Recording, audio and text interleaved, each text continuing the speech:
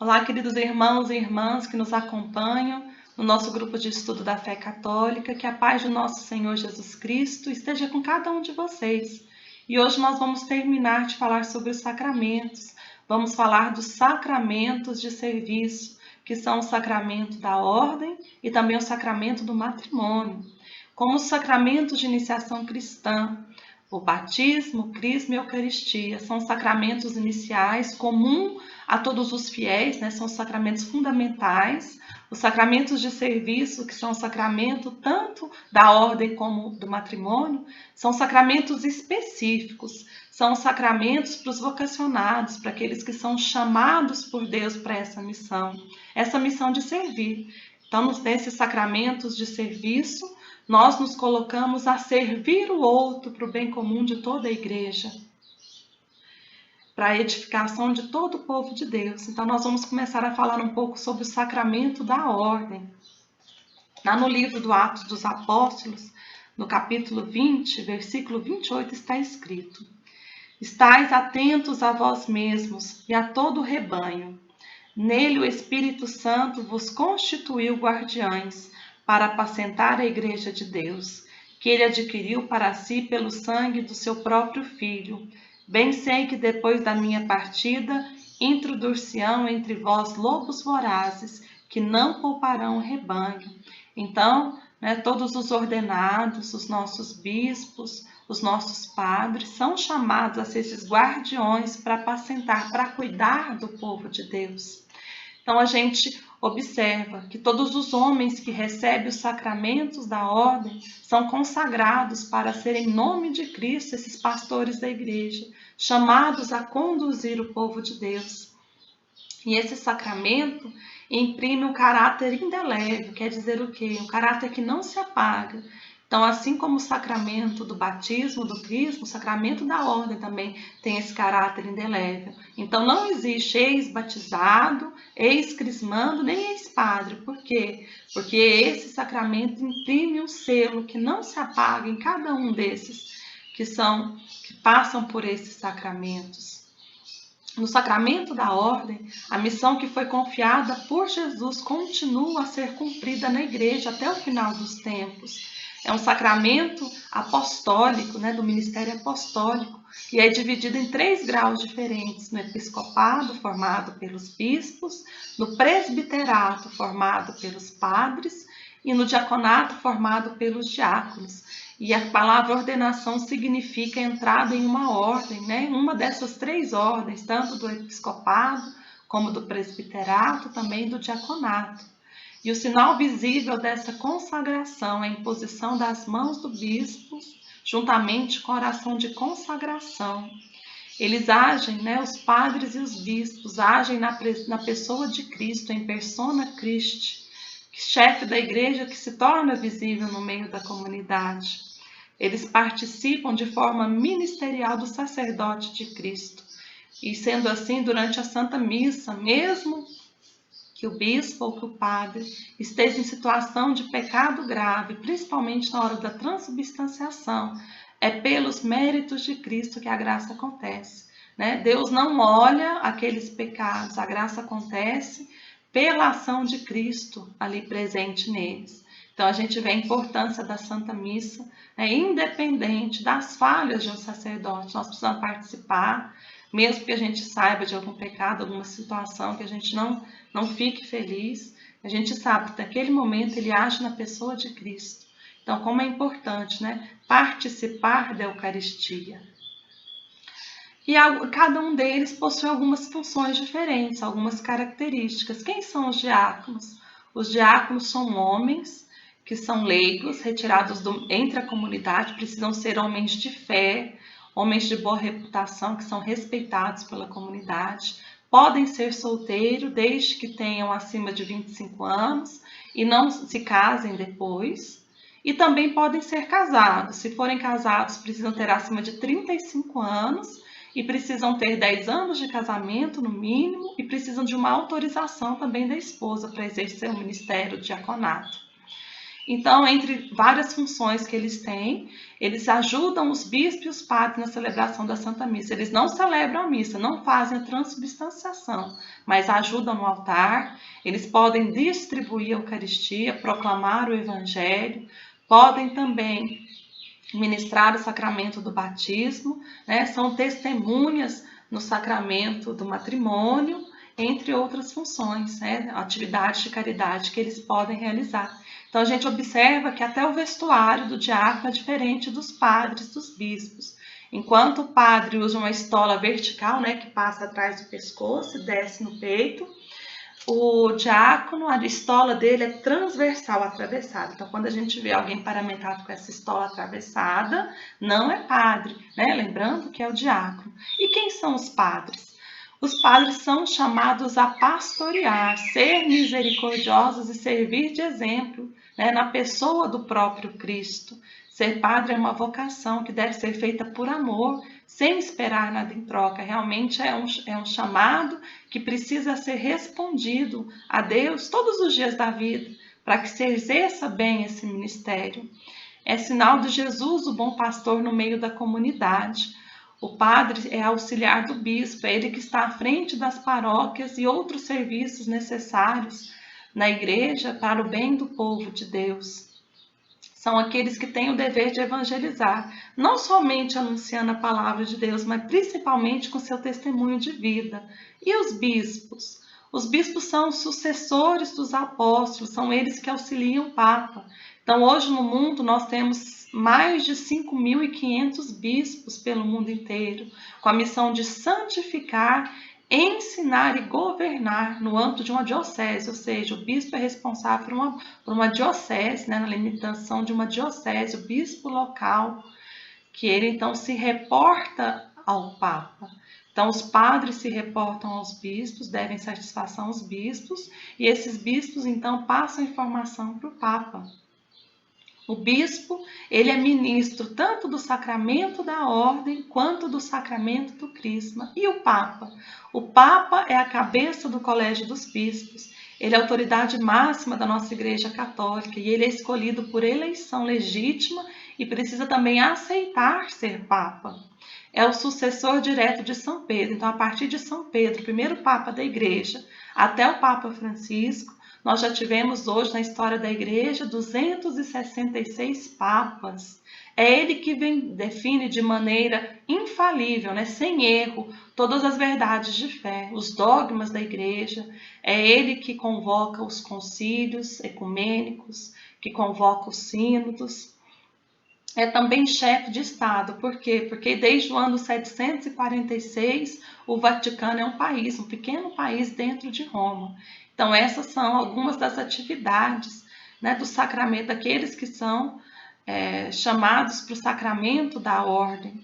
Então nós tenhamos esse cuidado de estar sempre rezando pelos nossos sacerdotes, pelos nossos bispos, pelos nossos padres, pelo Papa e também pelos diáconos da Igreja, para que Deus confira mais vocações, chamem mais e também, né, que eles possam permanecer firmes na sua vocação.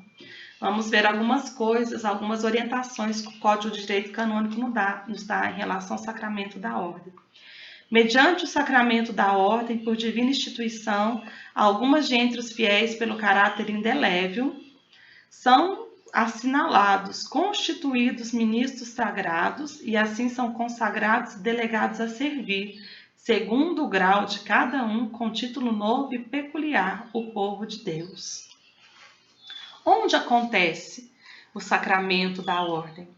A ordenação seja celebrada dentro da missa, em dia de domingo ou festa e preceito, mas por motivos pastorais pode também ser feita em outros dias, não excluídos feriais.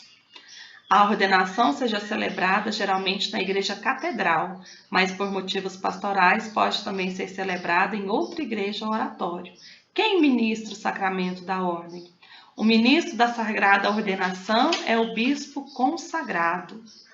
E quem são os ordenados? Só um varão batizado recebe validamente a ordenação sagrada. Como eu falei antes, precisa ter preparação, época de estudo, né?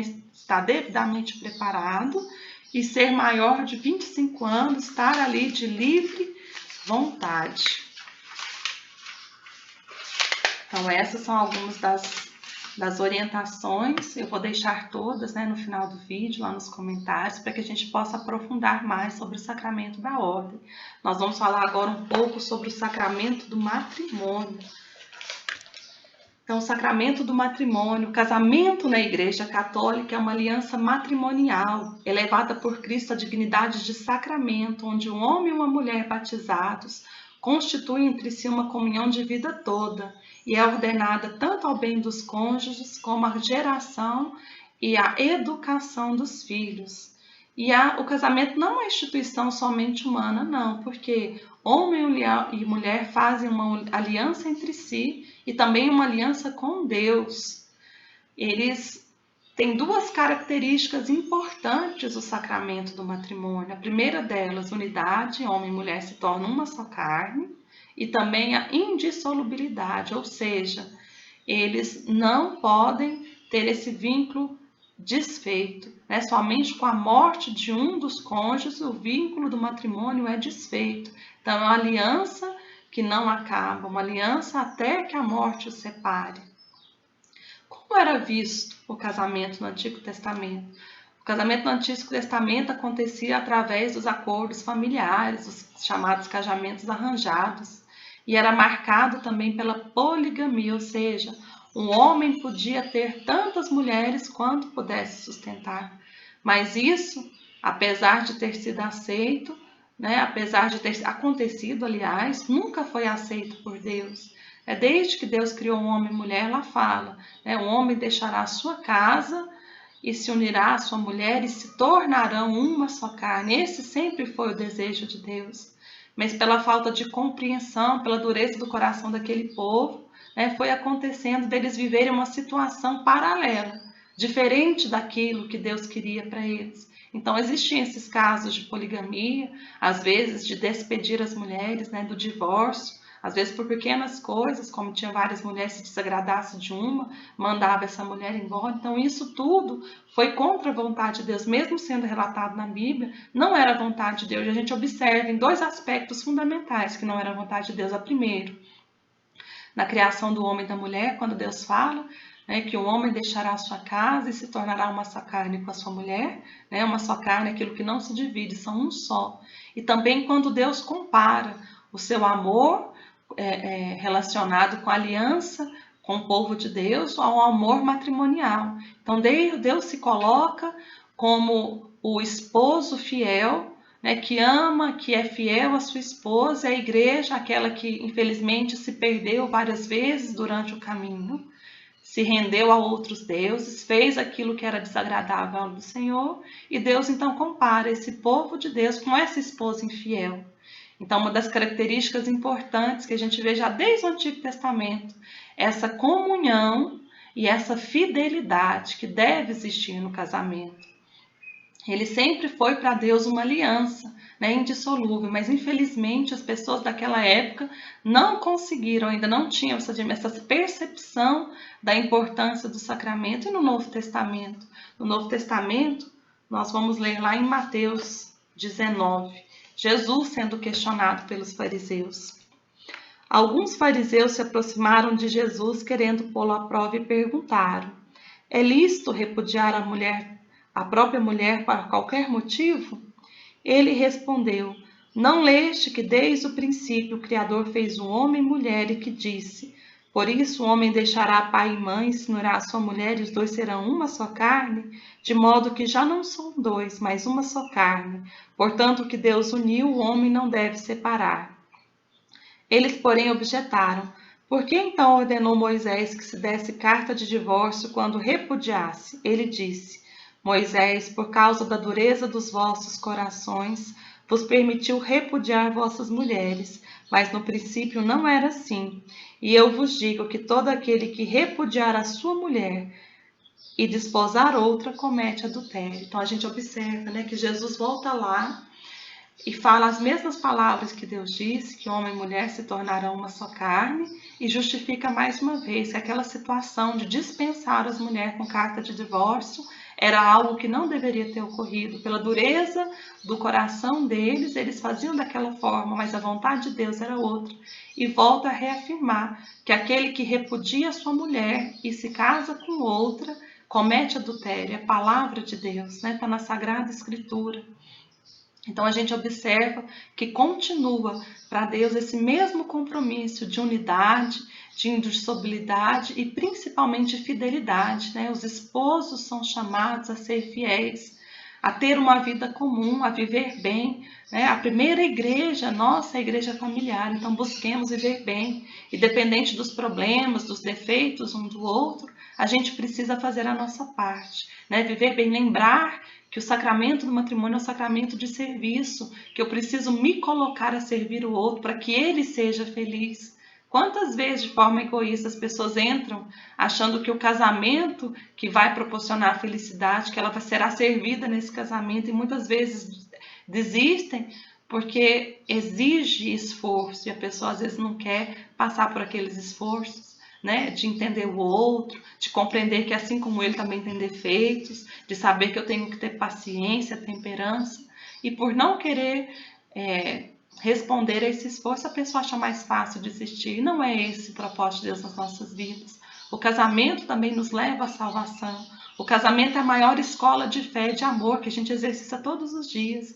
Então a gente precisa voltar até essa imagem do sagrado no casamento, de que é uma união realmente indissolúvel, né? Quantas pessoas estão aí no terceiro, quarto, quinto casamento? E às vezes por falta de instrução. Então a nós que somos pessoas de fé, que buscamos viver a vontade de Deus, não basta apenas fazer na minha casa aquilo que é prescrição do Senhor. Nós precisamos anunciar também aqueles que estão no estado de vida, né, que desagrada o coração de Deus. Então que nós possamos fazer com que outras pessoas entendam os fundamentos do casamento, a fidelidade, a união, o compromisso, para que passem a viver conforme a vontade de Deus. E a igreja também nos dá orientação sobre o sacramento do matrimônio. O sacramento é indissolúvel, só termina com a morte de um dos esposos, né? Ou seja, a pessoa que é viúva, que casou na igreja, ficou viúva, pode sim casar novamente, que enquanto dura a vida, que dura o sacramento do matrimônio. A igreja não permite o divórcio, assim como foi falado aqui, se a pessoa se casa com outro, né, já foi casado, se casa com uma segunda pessoa, está em situação de adultério. Então, estando também em situação de pecado grave, essa pessoa não pode comungar, né? Só o sacramento físico da comunhão, mas ela é sim chamada, convidada a estar presente na igreja, participar da Santa Missa, participar de grupo de oração, participar da adoração ao Santíssimo, na hora da comunhão física, que faça a comunhão espiritual, que também tem grande valor, o mesmo valor espiritual, esse desejo de ter Jesus dentro do coração. Então nós temos que ter essa consciência. E além disso, a pessoa às vezes que está em segunda união tem a chance, também nós vamos falar daqui a pouco, sobre algumas causas que causam a nulidade do primeiro casamento. Às vezes o seu primeiro casamento nunca aconteceu, só para a gente falar bem certinho, para ficar bem esclarecido. A igreja não faz divórcio. O que a igreja faz? Ela examina as condições em que forem feitas o primeiro casamento e de acordo com algumas regras já definidas que invalidam um casamento, ela observa e se realmente houve naquele casamento, ela então dispensa para aquela pessoa, né, um documento de nulidade. Que quer dizer isso? Que aquele casamento nunca existiu, não é que ela está fazendo divórcio, não existe. Ela dá nulidade, ela confirma que realmente por algum motivo, por alguma das causas que nós vamos descrever, o casamento nunca existiu e a pessoa então está livre para contrair realmente um outro matrimônio. Lembrando também que as pessoas que estão casadas somente no civil ou são amaziadas também estão em situação de pecado, porque o ato sexual só é válido, só pode acontecer no sacramento do matrimônio. Então essas pessoas também não podem comungar, que a gente tem essa consciência. Então eu acho bonito, né, principalmente para casais de segunda união, quantas pessoas que a gente conversa, que às vezes a pessoa se sente apartada da igreja. Não é isso. A igreja tem já pastoral de segunda união, a igreja se preocupa com casais na segunda união e principalmente o mais importante é a salvação. Hora nenhuma a igreja declara que a pessoa em segunda união vai que tem uma vida de oração, claro, né, uma vida de caminhada, que ela vai perder a salvação, muito pelo contrário. Tem um documento que eu até convido vocês a estar lendo depois, eu vou deixar o link desse documento, uma exortação apostólica que se chama Familiares Consórcio. No número 84 diz assim: com firme confiança, a igreja vê que mesmo aqueles que se afastaram do mandamento do Senhor e vivam agora nesse estado, poderão obter de Deus a graça da conversão e da salvação, se perseverarem na oração, na penitência e na caridade. Então, você que vive segundo união, se perseverar na oração, penitência e caridade, né, conduzir a sua vida conforme a vontade de Deus, vocês também alcançam a salvação. A igreja nunca quis dizer que vocês perderiam a salvação. Então, continuem tendo uma vida reta diante de Deus, para que, né, a igreja conhece isso, sabe que cada caso é um caso, né? Às vezes a pessoa separa, não foi culpa dela, foi culpa do outro, então tem N situações. Então, mesmo assim, tem essa certeza, né, de que vocês caminhando junto, vocês vão sim alcançar a salvação que vem de Deus. E a igreja, né, torna o sacramento inválido quando observa através de um tribunal eclesiástico, de um processo minucioso, devido a algumas características. Nós vamos agora ler essas características, essas causas, no nosso Código de Direito Canônico. O pacto matrimonial pelo qual homem e mulher constituem entre si o consórcio de toda a vida por sua índole natural, ordenado ao bem dos cônjuges e à geração e educação da prole entre batizados, foi por Cristo Senhor elevada à dignidade de sacramento. Quem pode contrair o matrimônio? Pode contrair o matrimônio todos os que não são proibidos pelo direito. Os católicos que ainda não receberam o sacramento da confirmação, recebam antes de serem admitidos ao matrimônio, se isso for possível fazer sem grave incômodo. Ou seja, é importante, é bem que as pessoas que procuram matrimônio já estejam passando pelo sacramento do crisma. Em perigo de morte, não sendo possível obter outras provas, a não havendo indício em contrário, basta a afirmação dos nubentes, mesmo sob juramento, se for o caso, de que são batizados e não existe nenhum impedimento. Ou seja, se algum dos noivos estiver em perigo de morte, não seja necessário, não seja possível, aliás, fazer esse exame antes das condições desse noivo, basta que eles jurem, né, que eles falem ali, que eles declarem que não tem nada que impeça, que eles são batizados, que eles podem sim ser casados. Todos os fiéis têm a obrigação de manifestar ao pároco ou ao ordinário local, antes da celebração do matrimônio, os impedimentos de que tenham conhecimento.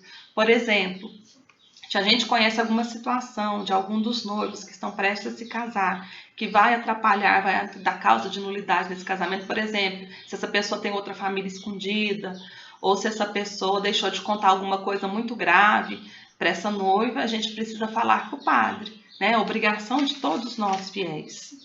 Agora vamos entrar no capítulo sobre as nulidades, sobre os impedimentos dirimentes. O que é isso? São proibições legais que são obstáculos à validação matrimonial. Primeira causa, o homem antes dos 16 anos completos e a mulher antes dos 14 também completos não podem contrair matrimônio válido. A CNBB já aumentou essa idade, né, para 18 anos os homens e 16 anos a mulher. Precisa ter pelo menos essa idade para o casamento ser considerado um casamento que é válido. A impotência, segunda causa, a impotência para copular, antecedente perpétua, absoluta ou relativa por parte do homem e da mulher, dirime o matrimônio por sua própria natureza. O que quer dizer isso? Através da impossibilidade do ato sexual antes do casamento, né, durante e que continue após o casamento, esse casamento é inválido, porque o casamento se consuma com o ato sexual. Então, se o homem e a mulher não podem ter o ato sexual, esse casamento então é invalidado. Lembrando, gente, que antes, né, de acontecer, por exemplo, se a pessoa teve uma doença já estando casada e depois de casada não pode mais ter o ato sexual, isso não anula o casamento, né? Precisa ser uma condição antes do matrimônio. Outra causa. Tenta invalidamente contrair matrimônio quem está ligado pelo vínculo do matrimônio anterior, ou seja, quem já foi casado uma vez não pode casar novamente. É inválido o matrimônio entre duas pessoas das quais uma foi batizada na Igreja Católica ou nela recebida e a outra não é batizada. Como é que acontece isso?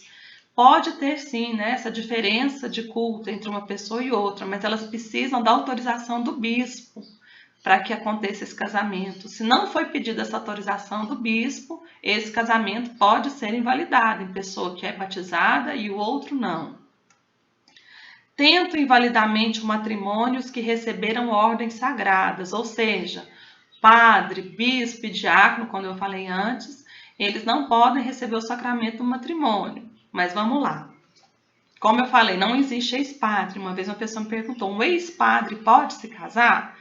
Então a gente começa a responder essa pergunta falando, não existe ex-padre. Por quê? Porque o sacramento da ordem imprime um caráter indelével, que não se apaga. Então a pessoa é padre o resto da vida. O que acontece então?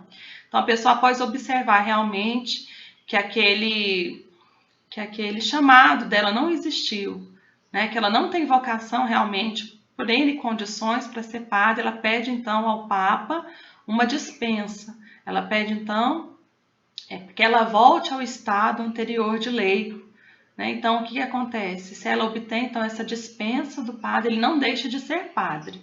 Ele obtém essa dispensa do Papa, não deixa de ser padre, mas ele é dispensado de exercer as suas funções enquanto padre. Então ele pode retornar ao estado de vida de leigo, né? Continua sendo padre, mas retorna ao estado de vida leigo. E aí sim, depois dessa dispensa, desse retorno à vida de leigo, ele pode assim contrair o sacramento do matrimônio, pode comungar, né? Porque a gente tem que lembrar, às vezes a gente compara isso com segunda união, não é? Por exemplo, o voto de celibato, que é de não casar, de não ter relacionamento sexual, o voto de celibato é feito à igreja, né? A igreja que orienta para que seja feito esse voto. Então, a igreja pode ser dispensadora desse voto. Agora, o matrimônio, como eu falei antes, é uma aliança entre homem, mulher e Deus. A igreja não pode dissolver esse vínculo. O próprio Jesus falou na nossa leitura, né? O que Deus uniu, o homem não separa. Então, a igreja não pode separar esse vínculo. A igreja só verifica se realmente existiu o vínculo, né? Para dar ou não nulidade. Agora, em relação aos padres, a igreja sim pode, né, destituir ele das suas funções, não do caráter indelével de ser padre, da ordenação, mas destituindo das suas funções, ele pode então pedir o sacramento do matrimônio, pode comungar, né? Vai ter uma vida normal de leigo, mesmo sendo padre, por esse caráter indelével. Outra condição para a invalidação do matrimônio. Tentam invalidamente o matrimônio os que estão ligados por voto público perpétuo de castidade no instituto religioso. Os nossos religiosos, as nossas religiosas, os monges, né, fizeram um voto no seu instituto de castidade perpétua. Ou seja, não podem contrair matrimônio porque fizeram esse voto.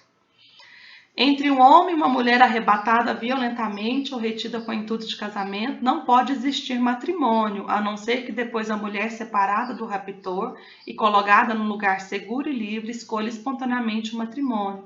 Ou seja, se a pessoa foi raptada com violência contra a sua vontade, esse casamento é inválido. Antigamente tinha muito isso, né? O rapaz roubava a moça.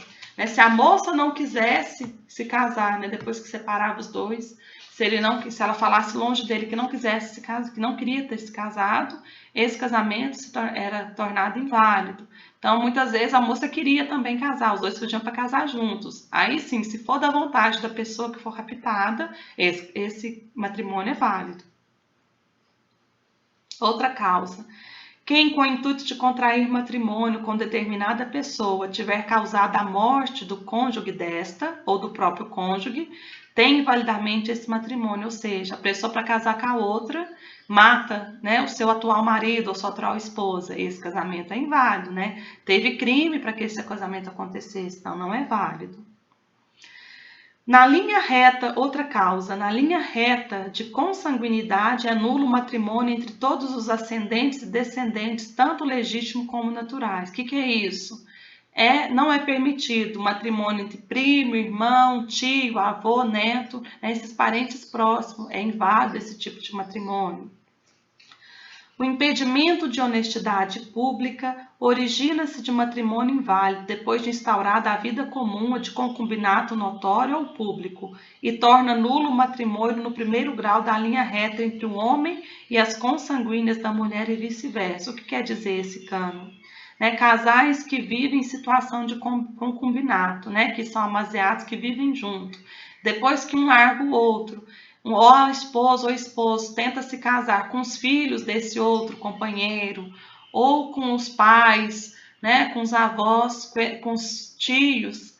Então, esse casamento não é válido, para que não alcance essa questão desse pavor do público, não seja motivo de escândalo outras pessoas. Outra causa, não podem contrair validamente matrimônio entre si os que estão ligados por parentesco legal, surgido de adoção, em linha reta ou no segundo grau de linha colateral, ou seja, filhos adotivos, não podem casar com os pais adotivos, nem com os irmãos, nem com os netos, nem com os avós. Então, assim, essa linha primeira de consanguinidade não pode existir, não pode se casar. São incapazes de contrair matrimônio os que não têm uso suficiente da razão, os que têm grave falta de discrição do juiz a respeito dos direitos e obrigações essenciais do matrimônio, os que não são capazes de assumir as obrigações essenciais do matrimônio por causa de natureza psíquica, ou seja, todos aqueles que não têm pleno uso da razão, que têm problemas psiquiátricos, que não conseguem nem usar a razão, nem discrição de juiz a respeito dos direitos e das obrigações do matrimônio. Esse tipo de casamento não é considerado um casamento válido. Outra causa, o erro de pessoa torna inválido o matrimônio. O que é erro de pessoa? Eu queria casar com José e na hora que chega para mim é o João. Isso tinha muito antigamente, a filha mais velha precisava casar primeiro, então às vezes a mais nova tinha promessa de casamento, na hora do casamento chegava com outra filha. Então, esse tipo de casamento é inválido, é erro de pessoa. Queria casar com uma e acabou se casando com outra. Quem contrai matrimônio enganando por dolo perpetrado para obter o consentimento matrimonial a respeito de alguma qualidade da outra parte, e essa qualidade, por sua natureza, possa perturbar gravemente o consórcio da vida conjugal, contrai invalidamente o matrimônio. Ou seja, a pessoa tem a vontade, fez por vontade mesmo, porque quis enganar a outra para se casar. Por exemplo, a pessoa era homossexual, não falou, ou tinha uma família antes de casar, ou tinha uma amante, já tinha, na época que namorava já tinha uma amante, não tinha a intenção de terminar com essa amante, queria continuar com a amante casado. Todas essas situações que enganou a pessoa, que são anteriores ao casamento, eu não estou falando depois, só aquilo que aconteceu antes. De uma situação do amante antes mesmo de casar. Por quê? Porque isso prova que a pessoa realmente não queria aquele vínculo. Então, nessa situação, o casamento é considerado inválido. Mas uma pessoa, por exemplo, tem ali 2, 3, 5, 10 anos de casado e descobriu que está sendo traído, isso não é motivo de invalidade, porque a gente precisa também viver o perdão no casamento. Às vezes foi um deslize nesse casamento. Mas aquela que mesmo antes de casar quis continuar com esse tipo de coisa, realmente isso torna o casamento inválido, quer dizer que ela não tinha esse interesse de realmente cumprir aquele voto de fidelidade. Outra causa, é inválido o matrimônio contraído por violência ou medo grave proveniente de causa externa, ainda que incutido não propositalmente, para se livrar do qual alguém seja forçado a escolher o matrimônio. Ou seja, aqui é invalidado o matrimônio que é forçado, que é por medo. Por exemplo, uma moça fica grávida e aí o pai ameaça o rapaz e a moça, se não casar, vai matar os dois. Esse tipo de casamento é inválido, porque não foi por vontade, foi porque foi forçado. A pessoa não queria, mas foi forçada a construir. Então, uma das características do matrimônio é que seja feito de livre vontade. A gente precisa querer estar ali. Quem são os ministros do casamento aqui? Somente são válidos matrimônios contraídos perante ordinário local ou pároco. E, além disso, perante 2 testemunhas de acordo, porém, com as normas estabelecidas nos cânones seguintes. Ou seja, os ministros do matrimônio são noivo a noivo. O sacerdote ali ele é o testemunho oficial da igreja. Então, os ministros são o marido e a esposa, né? Os noivos e as noivas. Onde faltam sacerdotes e diáconos, o bispo diocesano, com prévio voto favorável da Conferência dos Bispos e obtida a licença da Santa Sé, podem delegar leigos para assistir aos matrimônios, salvo a prescrição do cânon 1108. Então, assim, como os ministros são os noivos, o bispo pode delegar, além do padre, também outros leigos, o diácono ou então outro leigo que possa também ser essa testemunha oficial da igreja. Bem, nós falamos assim, partilhamos um pouco sobre a questão do matrimônio. Eu quis falar principalmente da nulidade matrimonial, porque muita dúvida, muita gente falando sobre isso, né? Não falei sobre todas. Vou deixar também o link sobre essa nulidade matrimonial e que a gente comece, né, a prestar mais atenção da forma como nós temos levado o nosso matrimônio, o nosso casamento, porque é sinal sim visível da graça de Deus, e que a gente possa, com o nosso testemunho de vida também, convencer outras pessoas de que é bom ser de Deus, é bom ser família, e o casamento, o matrimônio é algo santo, que nos santifica e que nos leva para o céu, nós e toda a nossa família, amém? Te desejo uma ótima semana, fiquem todos com Deus, estejamos sempre selados e abençoados em nome de Deus que é Pai, Filho e Espírito Santo. Amém.